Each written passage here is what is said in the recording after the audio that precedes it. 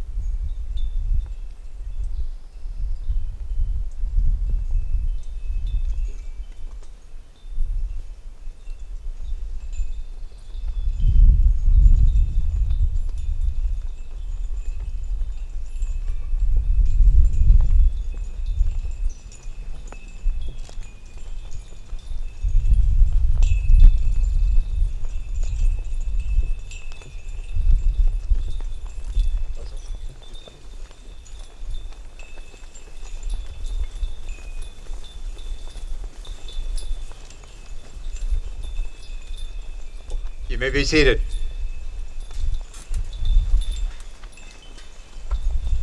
Thank you for coming today. I hope you all have a program. We're going to go into the reading of the names first. I've been asked often by first-time people here why we read the names. We can't possibly read the names of all that should be read. All those that have given all. We read the names of the military veterans that are not only buried here, but are close to people on the peninsula.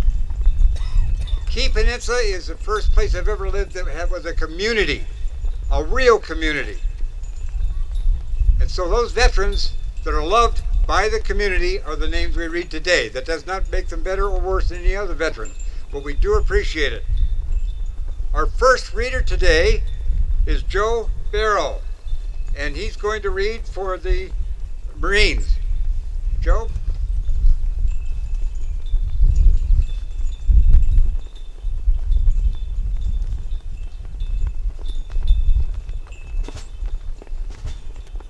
It is indeed an honor to recognize our deceased veterans.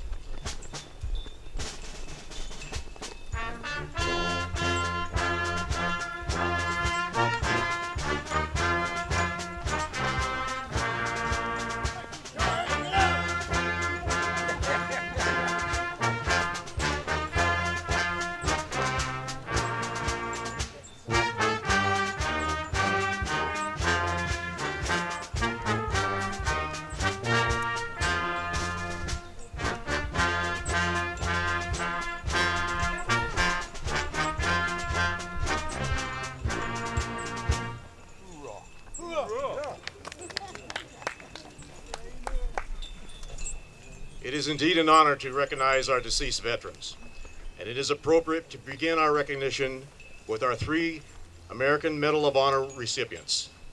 They are Gottfried Jensen, Spanish-American War; John K. Nebe, Navy, Civil War; Donald K. Ross, Navy. Our other American heroes are, from the Revolutionary War, George Austin, Hezekiah Davidson, Benjamin A. Edward. From the Mexican War, William D. Austin. From the Civil War, Matthew Bliss, Willard Carney, George Klein, William J. Creviston, J. H. Deal, Barton A. McGuire, Anson McLean, A. W. Paul, Justinus Simon, Henry A. Tiedemann, Alfred N. Van Syke. And from the militias, the Iowa Militia, Gideon M. Davidson, Benjamin A. E. Davidson, William N. Davidson, Samuel S. Davidson. And from the Ohio Militia, William Davidson. From the New York Militia, John Eno. From the Navy Militia, John J. Sullivan. From the U.S. Army Cavalry, Dick Martin, William D. Vaughn. From the Spanish-American War, John W. Paul. And those with branch unknown follow: Isaac Allison, Charles Berger, John Brandel, Harry Brandt, John L. Brooks, Billy Fairborn, Harold Hansen, Ole Hingham, James Mochba, Terrence John Osborne, Edward J. Slinning, Theodore Thompson. And from the U.S. Marine Corps, Richard Lee Androsco, Alva E. Bard Jr., Van S. Bogardus, Gwendolyn Brown, Robert W. Burgess, Sharon A. Donahue, Rita Flugauer, Carl E. Frederick, James L. Gibson, John W. Hammond, Ralph E. Harrison, Mildred H. Hogue, Edward Kessler, Joseph K. Kuski, William C. Mann, Harry M. Neiman, Robert H. Neiman, Timothy H. Ord, Mildred Penny Payne, Roy T. Piercy, Richard E. Provencal, Myron J. Williams. I will be followed by Chaplain Dick Brent, Colonel, United States Army, retired. He will be reading for the Army.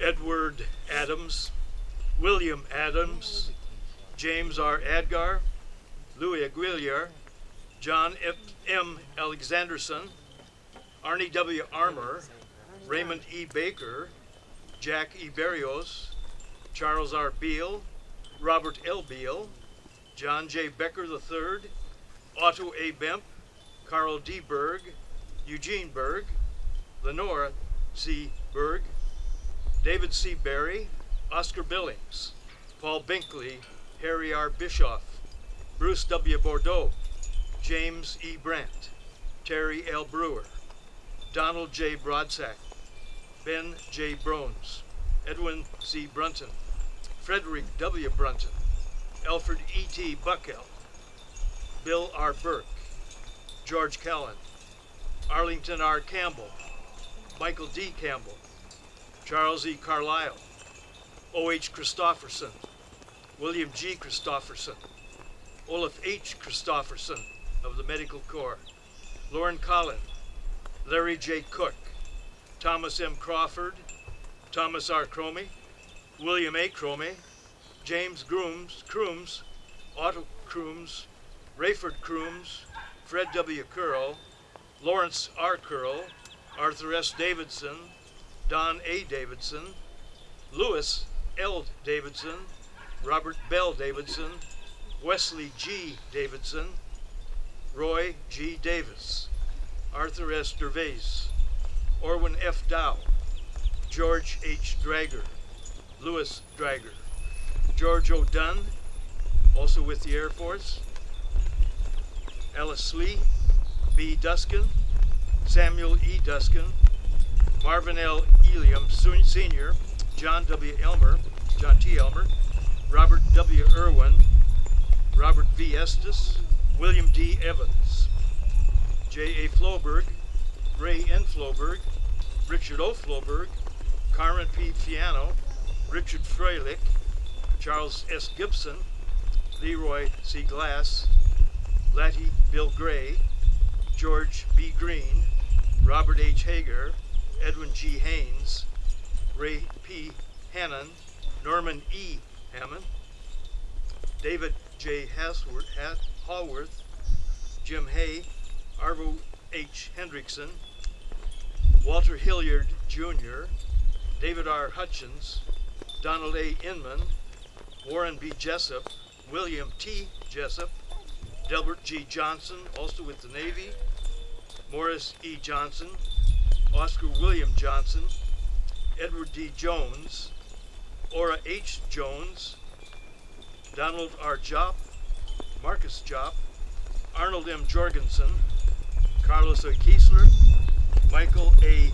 Kieran Sr., Harry Kame, Louis E. King, Ronald D. King, Howard G. Kingsbury, Richard Koger, T. Myron Knudsen, Hudson A. Lackey, Dorothy T. Lawrence, Clifford A. LeMay, Philip A. Lemon, Harold Libby, George D. Lund, Robert D. McCain, William H. McCain, Harold O. McKinney, Brian D. McLeod, Richard G. Mathis, Eric B. Meissner, and Alan R. Dick Moss, Waldemar B. Mulval, Thompson Myers, Carl H. Nelson, Herman Neiman Sr., Herman Neiman Jr., William Nitz, Eldon Nutter, Ori Van Nutter, Timothy O'Malley, Richard W. Olson, Arthur Olson, Louis O. Olson, Walter E. Olson, Frederick O. Payne, and finally, James Perez. I will be followed by Lieutenant Colonel Joe Dervais, who has served 20 years in the Air Force as part of the audit agency, and is currently the president of this particular cemetery, the Vaughan Bay Cemetery Association. Joe?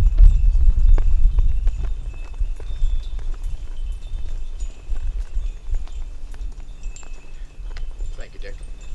Continuing with the Army,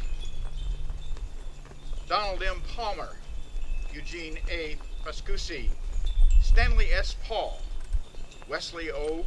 Peterson, Stephen C. Penny Sr., Henry Pohl, Elmer C. Ray Gaines, Henry Hank Ramsdale, Henry G. Ramsey, Jack A. Ramsey, who was also in the Coast Guard, Albert A. Rickert, Julius J. Rickert, Paul L. Roeder, Kenneth A. Rogner Sr., Edgar L. Rose, Rolke Glenn Rose, Herman Rothenberg, John Harvey Rust, Clarence E. Schultz, John Richard Sisson, Don R. Smith, Harold Smith, Harry T. Smith, Ronald A. Smith, Roy Harvey Smith, James A. Spearman, John D. Spearman, Frank Stempinski, Donald F. Stevenson, Larry B. Stewart, Keith L. Stiles,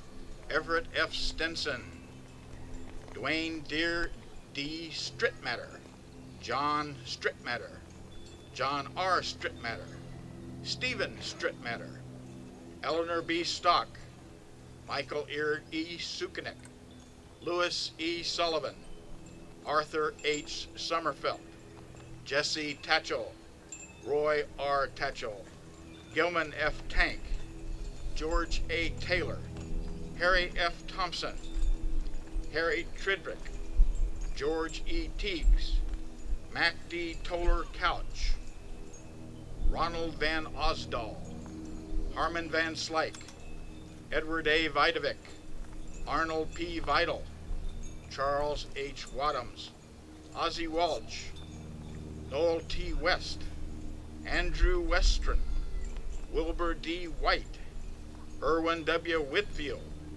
Wardy Whitfield, William H. Wooldridge, Richard H. Wooldridge, Reese Corbett Wood, Rod L. Wood, Ernest Wright, Bernard A. Young, Nicandro Zampini, Sylvan J. Zuper. And now from the U.S. Army Air Corps, predecessor of the Air Force,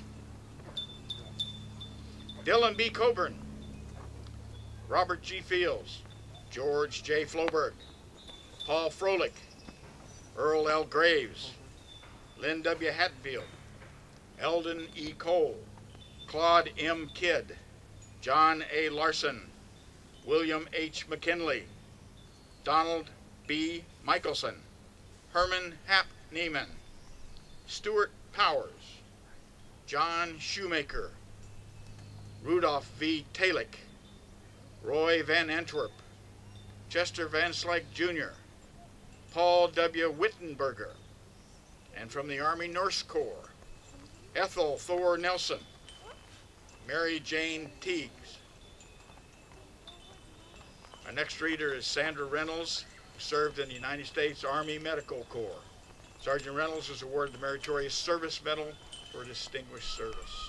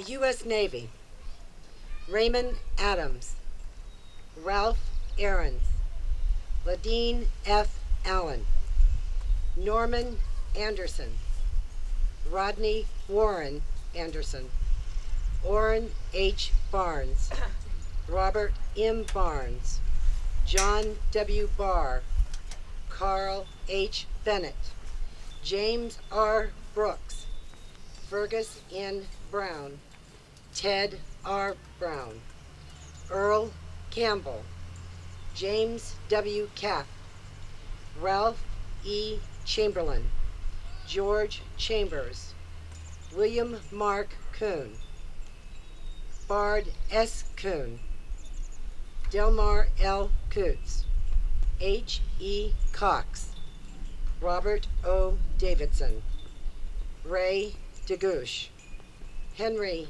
A. DeWitty, John Douglas III, Richard Ducouman, Robert F. Ekrit, John C. Erickson, Charles C. Fiano, Timon H. Fisk, Earl W. Fravel, Richard D. Gabrielson, Thomas H. Gaffney, James D. Gainey, James C. Gaylor, S. James Gilbertson, John Glennon, William K. Gantz, Timothy L. Green, Dr. Dale Hadfield, Walter A.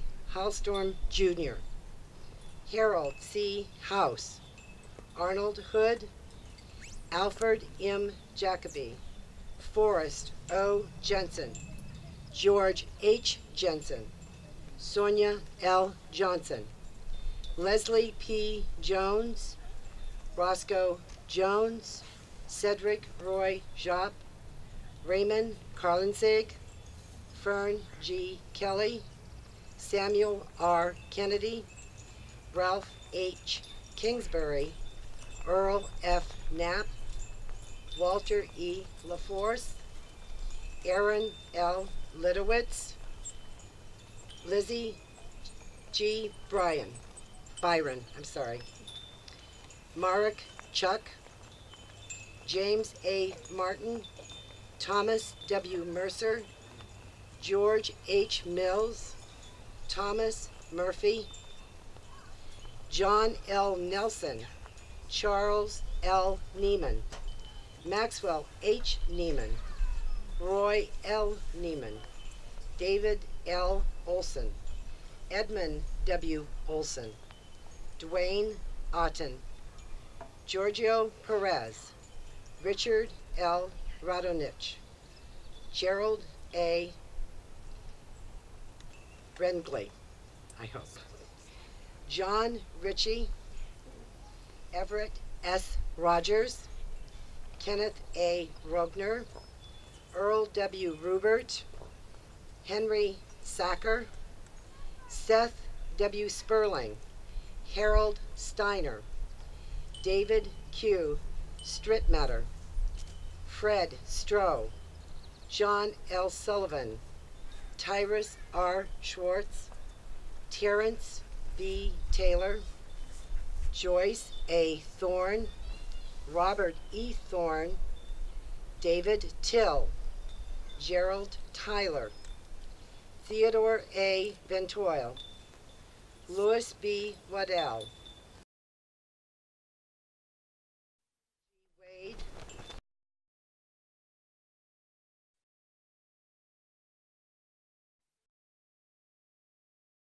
Field, James H. Wooldridge, Sr., Reverend Wilbur C. Woodhams, Harry Zepnick. From the Navy Seabees: Jim Davis, Vernon F. Grosser, James R. Meany, David A. Rickert. From the Navy Nurse Corps: Nathaniel Knox, Judy N. Wilson, and Peggy D. Schmidt. Our next reader is Jean Christofferson. Jean is a retired certified nurse anesthesiast that lives here in Lake Bay. She will be reading for the Air Force, the Coast Guard, the Merchant Marines, and the Allies.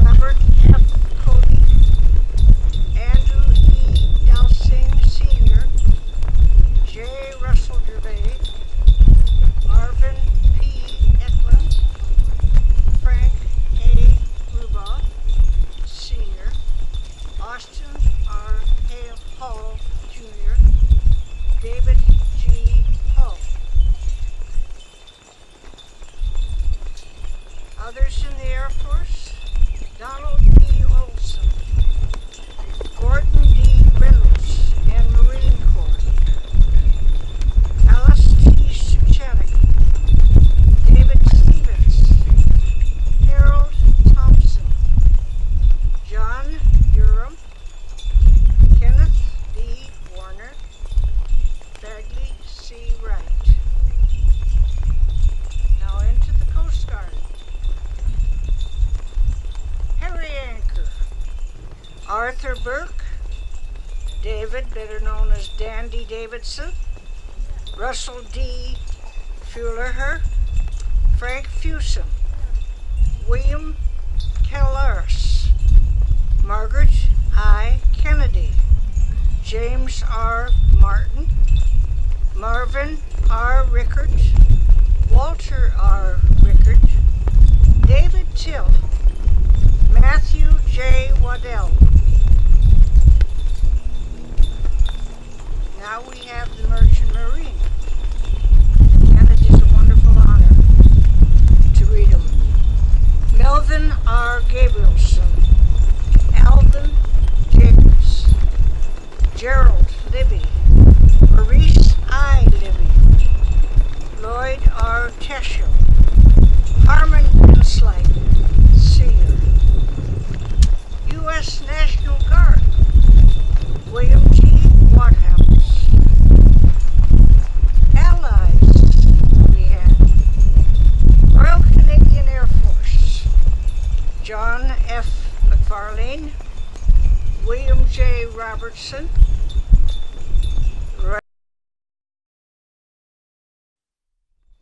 and Garnet W. Woodward. Royal British Navy: Stanley Goodyear. Then the British Army: John Lumsden. Then we come into the Belgian Army Albert N.F. Gervais, Cyril A.M. Gervais, France J.P. Gervais, Omar Joseph M. Gervais, Prosper T.A. Gervais.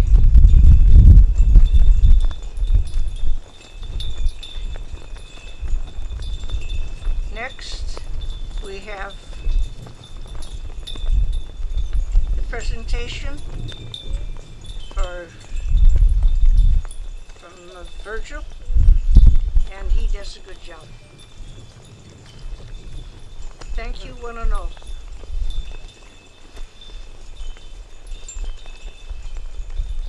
Virgil Iverson will now present the memorial wreath. With this, we remember all that have gone before us.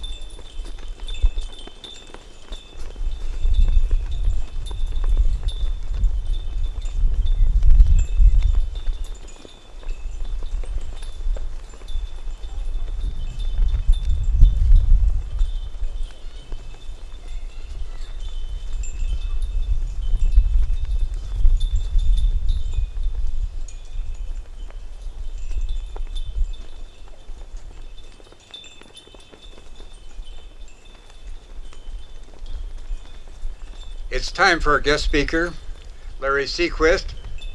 We all think we know him. He's been in the public light. But I had the pleasure about a year and a half ago to take a class from him. He was teaching a college level class, and he's very organized. He's talented and a wonderful instructor. He's got many, many talents. He was a captain of the U.S. Navy. Let's welcome Larry Sequist.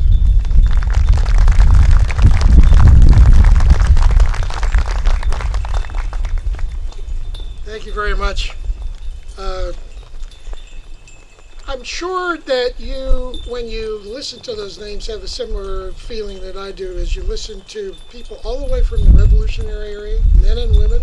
Remember, there were a lot more women in uniform, a lot more women serving throughout our wars than we sometimes remember.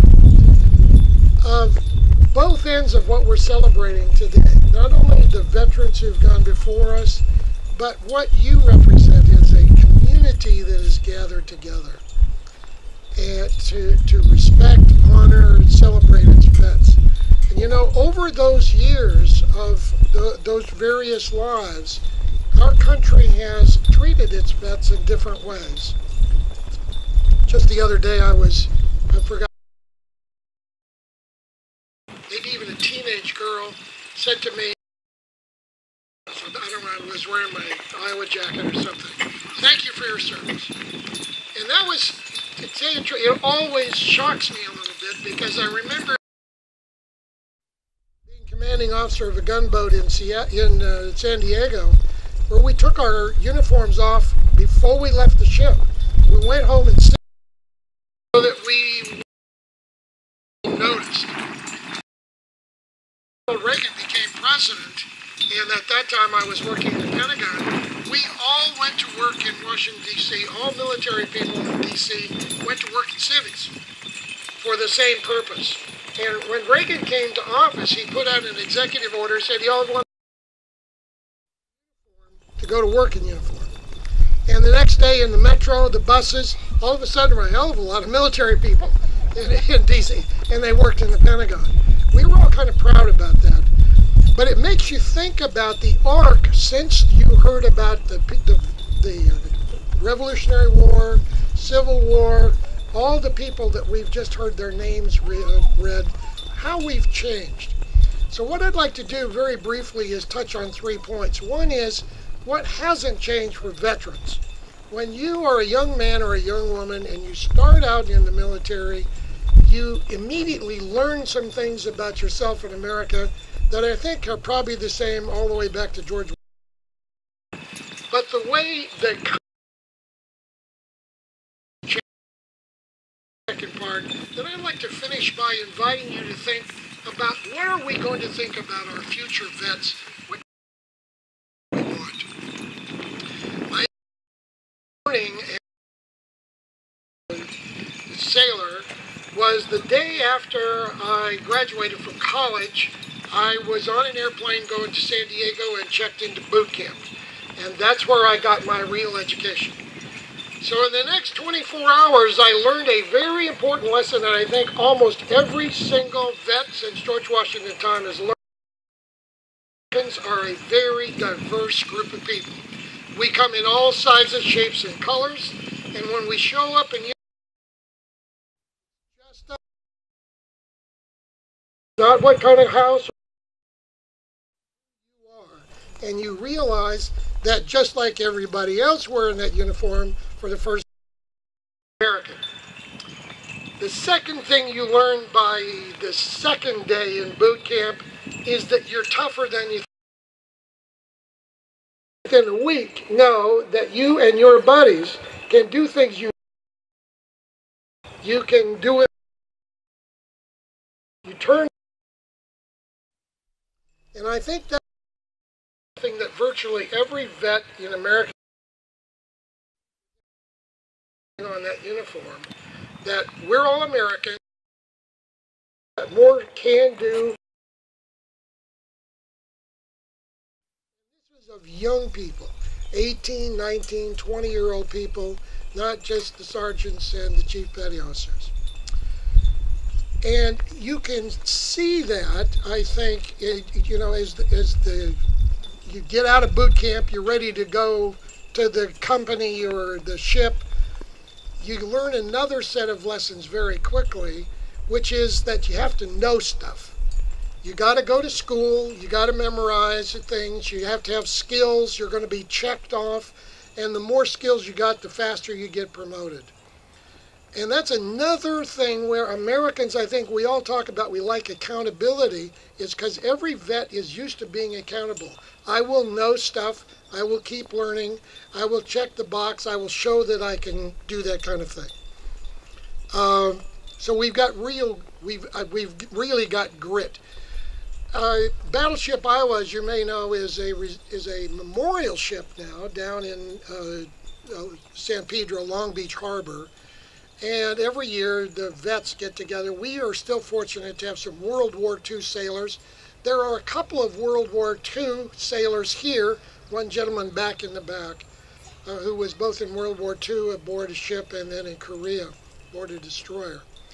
And what's interesting when you talk to those people about being 17 or 18, running off the farm and going to war in World War II, is that same can-do spirit. They could do things. They didn't even think about it a lot.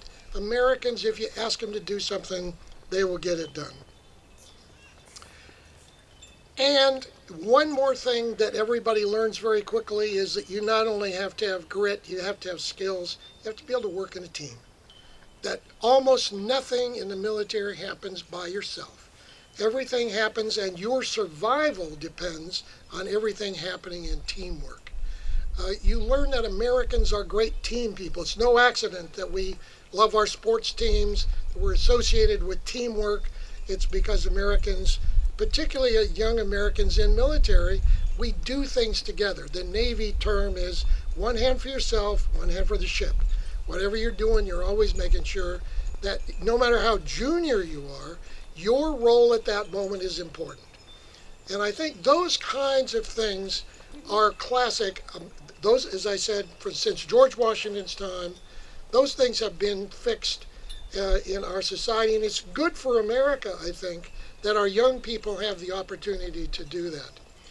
So let me jump to the second point, is the relationship between our communities and our veterans. And you notice when Frank started us off, he was talking about we're a community here. Key Peninsula really is a uniquely self-organized, self-aware, self-taking care of itself community that respects its veterans. Now, in America, we've got a particular way of going to war since the beginning. Right back to revolutionary days. Step number one is we argue with each other a lot. And that was true in the Revolutionary War. Remember, there were years and years. Should we rebel? Shouldn't we? This went on until finally it was catalyzed that we would indeed rebel. And secondly, we mobilize. Once we decide, we mobilize from the community. So George Washington's army had a few Continental soldiers, but most of his troops had been organized by towns, by counties, by states. They all came from local. Even recently, remember, 2007 or 8, we sent our own National Guard to Iraq. Doesn't happen much more anymore, but there was throughout our history this sense of the community sends its soldiers, its young men and women to war. Harry Truman, for example, enlisted in the Missouri National Guard in 1901 as a young man.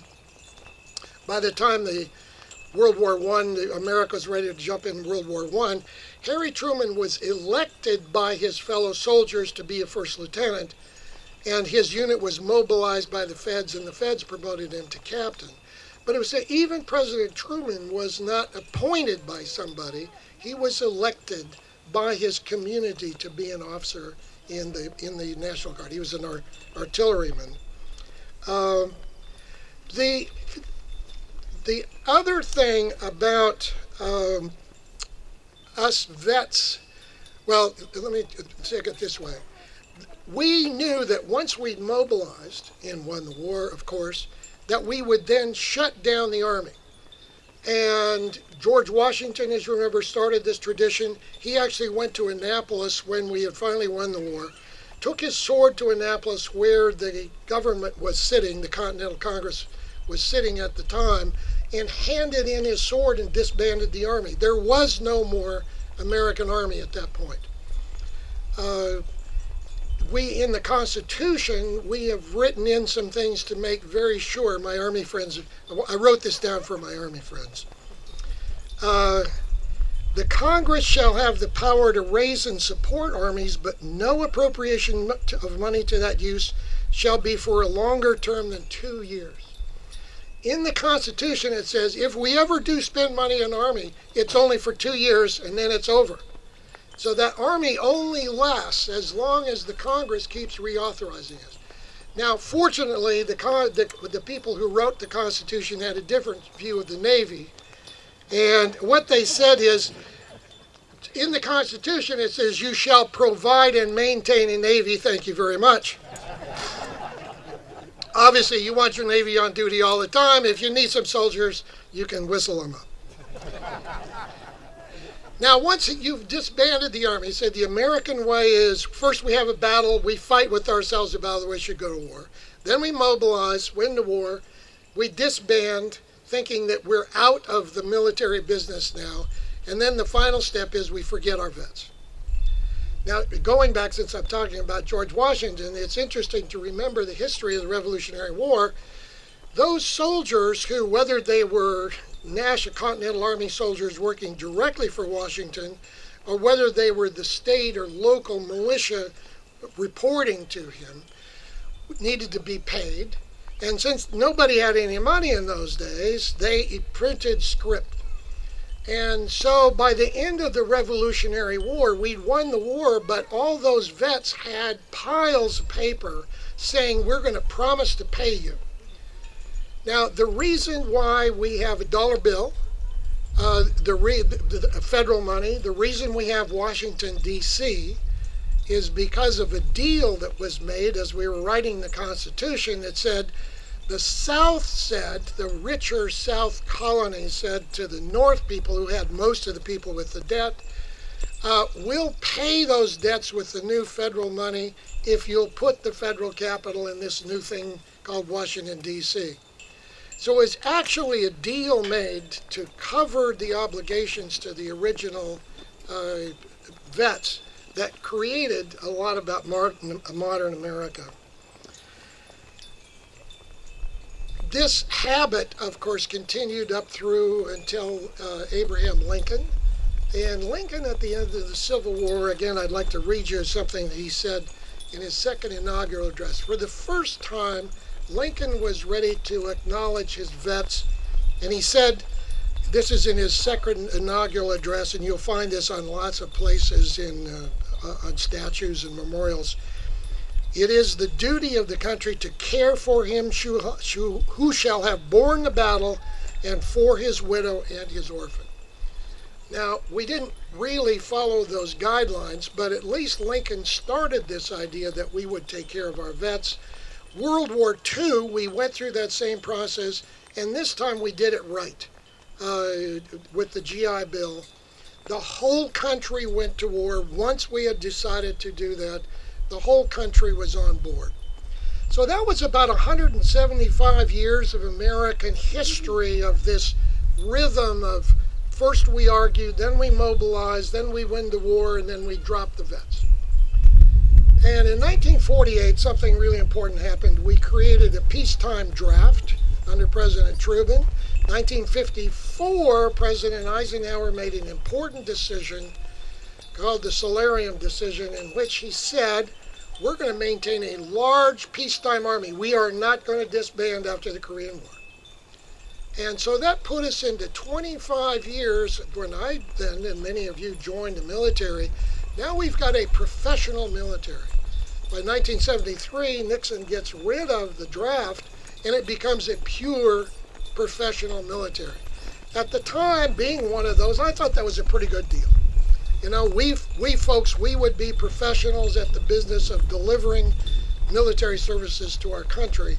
I was wrong about that. That was a serious mistake because we had begun to disconnect the community and the argument about whether you should be in war from the fact of whether or not you could do it. And Vietnam happened, you know, Korea, Vietnam, you keep right on going.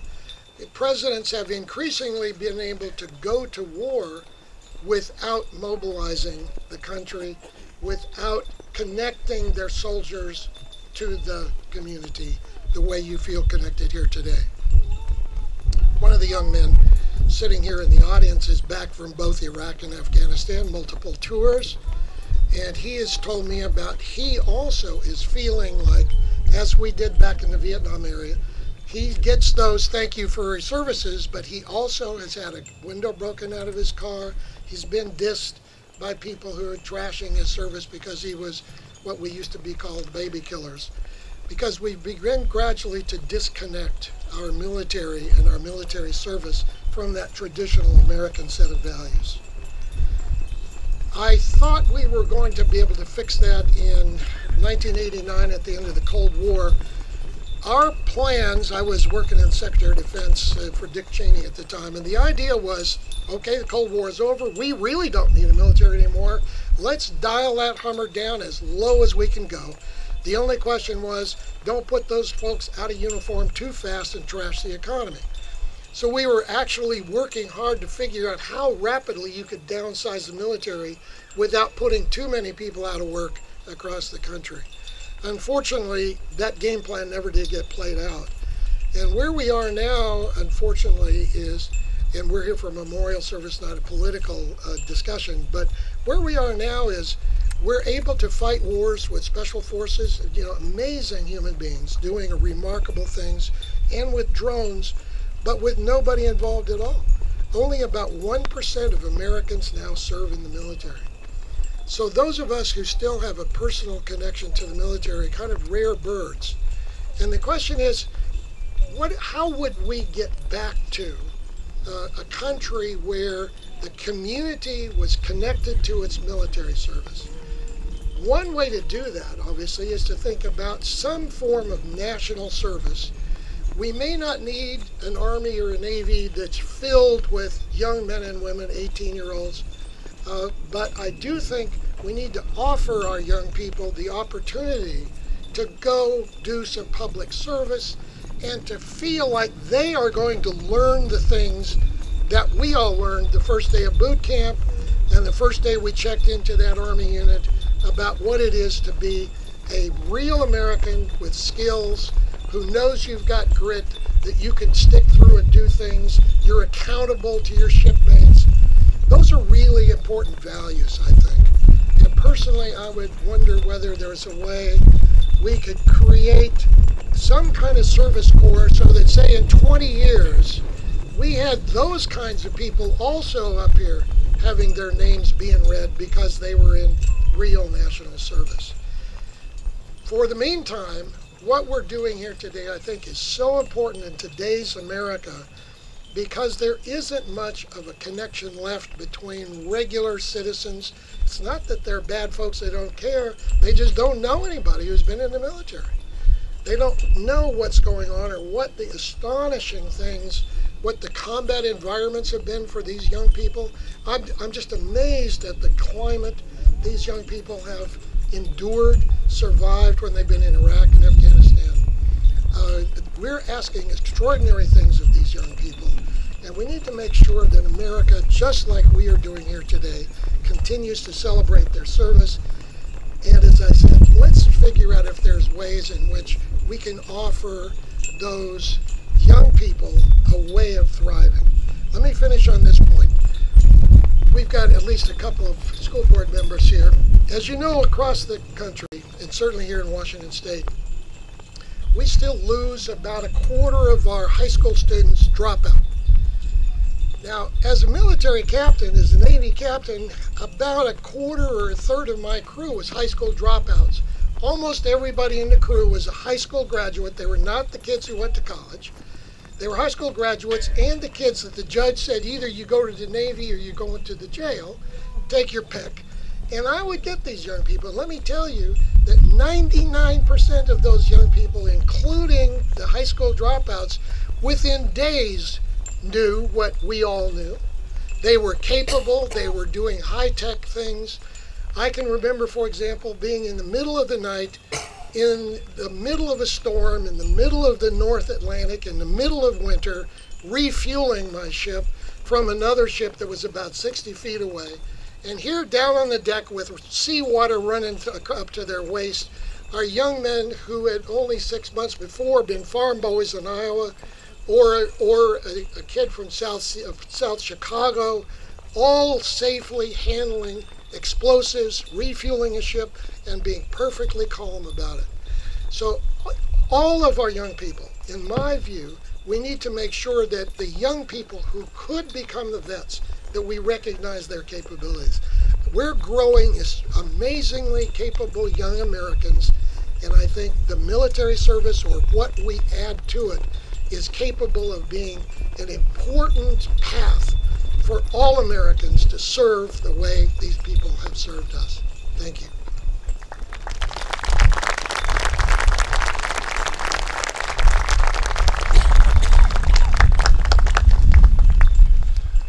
Thank you, Larry. As a change-up for our program today, we're going to do the prisoner of war missing in action table. That will be done by Harry Teschel. Harry?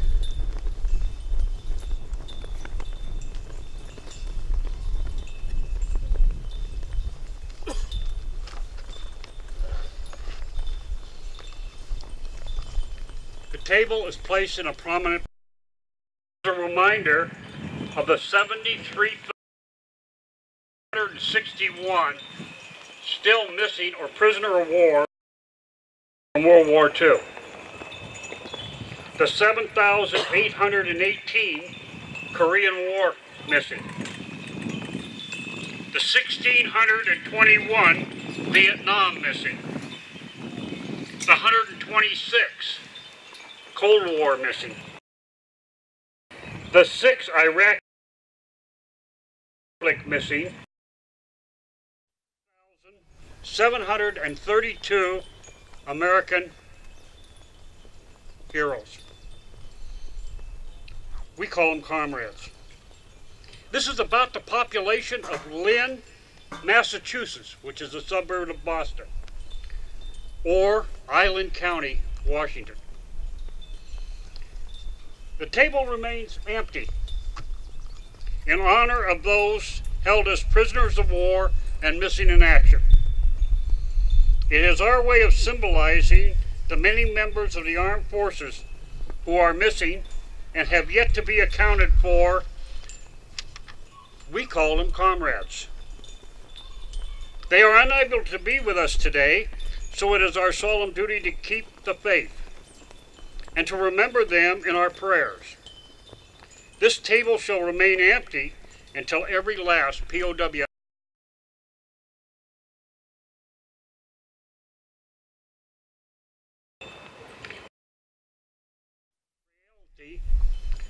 of the defenders of freedom who even now may be suffering alone. Remember, the tablecloth is white, symbolizing the purity of their intentions when they responded to their country's call to preserve freedom and liberty. Remember, the single rose displayed on the table is symbolic of the love of the families and friends who keep the faith and await their return. Remember, the red ribbon is remnants in their unyielding determination to protect our freedoms and liberty. Remember, the slice of lemon on the plate is to remind us of the bitter sorrow we feel for those that are lost. Remember, there is salt on the table, symbolic of the tears we shed for those that have not returned. Remember, the glass stays empty, for they remember, the chair remains vacant of the many that are still not accounted for. Remember, the candle is unlit, for our tears have doused the flame. For some have forgotten the heroes who have not returned. Yet as long as you carry this flame in our hearts and not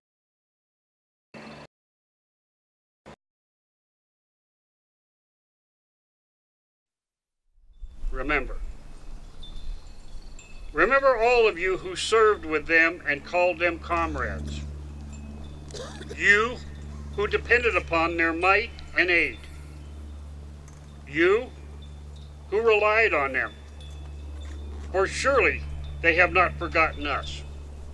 We must not forget. Thank you.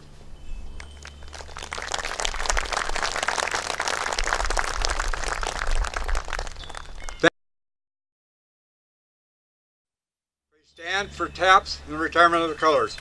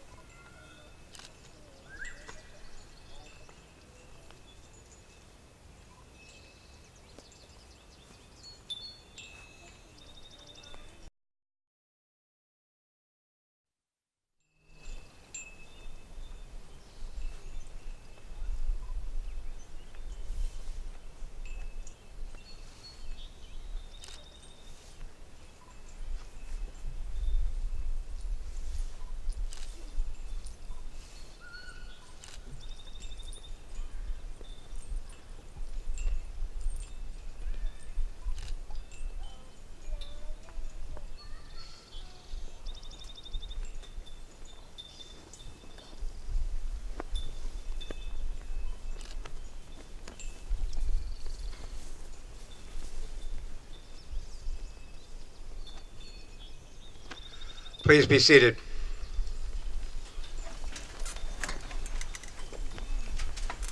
The program is basically over. However, when's the last time you went to the movie and didn't have credits at the end?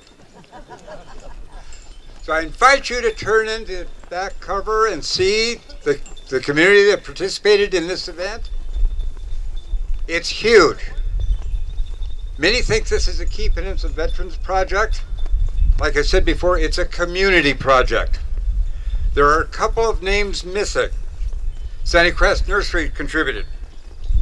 Figaro Pizza is providing pizza for the flag folding party. We call it a party. When it's 358 flags, not a lot of us are dancing at the end. And I've got a special story to tell you. It'll only take a minute. There have been people that have been on my case, and rightfully so, because our flagpole for the last several years has looked so bad. It was chipped, flaking, paint falling on the rocks. Trouble was finding someone that would climb up there and paint it. So we came up with the idea that the way to paint it is, what we'll do is we'll get a Peninsula Light truck out here, we'll tie it off, we'll cut it off at the bottom, we'll haul it away, have it sandblasted and painted, and we'll come out and reverse the project. Are you surprised that never worked? It didn't. I heard there was an outfit in Gig Harbor that liked to help vets. And they were in the construction business. I stopped by there about 4 weeks ago, and the young lady that was at the desk was very helpful, and I told her who I was, and she said, "How can we help you?" I had to tell her, I don't know. I don't know how to get that flagpole painted. I don't know what I should do. I don't know if we ought to cut it off, if we ought to replace it, or develop blinders so we don't see the chipping paint. Where she said, "Why don't you email my boss, tell him what's going on, and we'll see what happens." Well, I'm a lot more comfortable with letters than emails. So I went home, and you think I wrote the letter? Nope, my wife did. But she wrote the letter, and we took some pictures, and I took it back down there about 4 weeks ago. And I told her, I says, "I know nothing's going to happen this year." Silence. I expected that. They're in the construction business. They're busy. Thursday morning, I got a call, and they said, "We're going to have equipment and people out there tomorrow." They came out with equipment. They sanded that entire pole. They cleaned it up. They put 2 coats of paint on it. My wife noticed that the ball at the top was really getting bad shape, so we ran down to the hardware store and got some paint, and they painted that too. I'd like to share the name of that business. They didn't ask for thanks. They didn't ask that their name be mentioned. They just wanted to help. The name of the business is Washington Patriot Construction.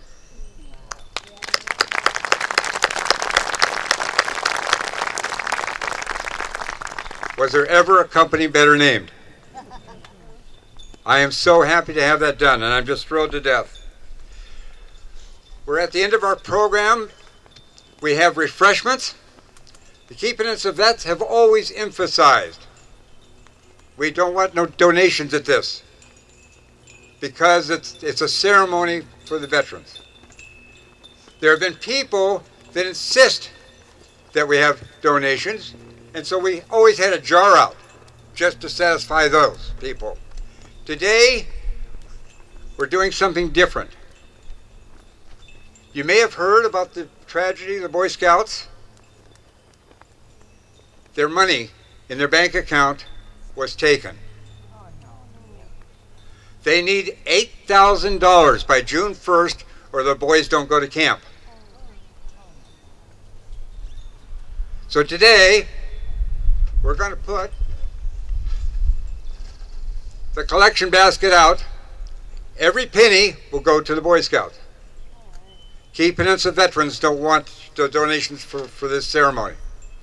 And Max, where are you? Matt, there you go, come forward.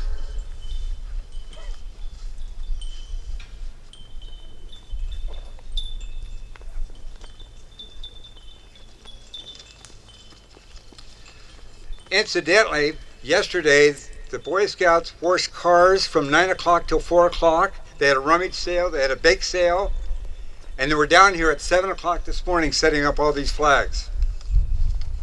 So the Key Peninsula veterans will put the first check in, and Max is going to take this over and put it on the table so that all that want to participate will have the opportunity. Now we have sandwiches, we have refreshments, we have coffee. Please stay, enjoy the camaraderie, and thank you so much for coming today. Dismissed.